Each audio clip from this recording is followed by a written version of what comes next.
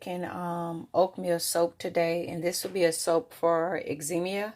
And the recipe is pretty much the same, guys. The only difference is I'm making oatmeal soap, and when it gets thicker and almost ready to go into the mold, I'm gonna add the oatmeal. And I just did the titanium dioxide to turn it soap white, and then I want the oatmeal sprinkled on the top. So yeah, I just wanted to show you guys, but pretty much follow the other process. It's the same.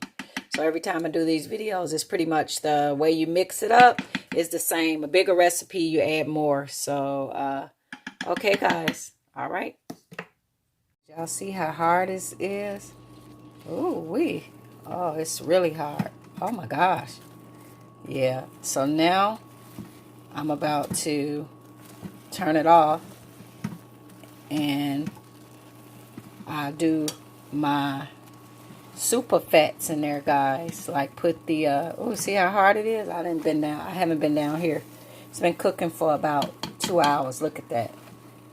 So now I gotta I'm gonna turn it down, put my super fats in, guys. So this is the oatmeal soap that I'm making. So I'm gonna put my I'm gonna turn it off now because it's done. So I'm gonna put my oils in here. So now I'm gonna put my castor oil, vitamin E, and a little bit of honey in there, guys. And the oatmeal is not gonna go in until I get ready to put it in the mold. So okay, let me get this started. So here is the finishing results. It's in the mold, and guys, this time this is a oatmeal soap. I'm not going to put it in the freezer this time, because I noticed I put it in the freezer, it takes longer to dry because it starts sweating when I take it out. So I just wanted to show you guys the finishing results, and I'm gonna leather it up and then just store it. Alrighty, guys. So I'm going to show you guys a leather test. And when we do the hot process soap, guys, the lye is no longer dangerous because we cook it out. So that's the point of cooking it for that 2 hours.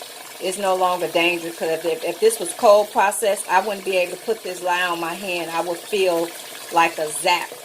So it's got a nice rich lather to it, guys. So it's lathering up really good. You guys see that?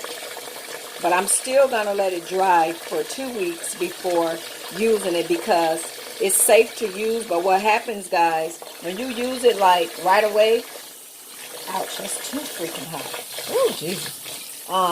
What happens is that your soap melts very quickly. So that's the point. You want to wait for at least 2 weeks for it to turn hard, because that's what's going to wind up happening, guys. It is going to wind up being definitely, especially if you getting soap made. And when we make soap, it's a little bit more expensive than, well, not necessarily, but it's got a lot more benefits, guys. So you don't want to pay $5 for 2 bars of soap and it don't even last you a month. So that's one of the reasons why I let it sit for 2 weeks before I melt it out, guys. So, okay, guys, now I got to clean up this mess, but just wanted to show you guys. You guys have an awesome night.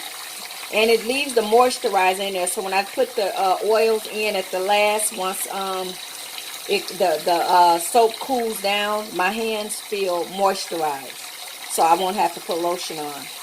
Alrighty, guys.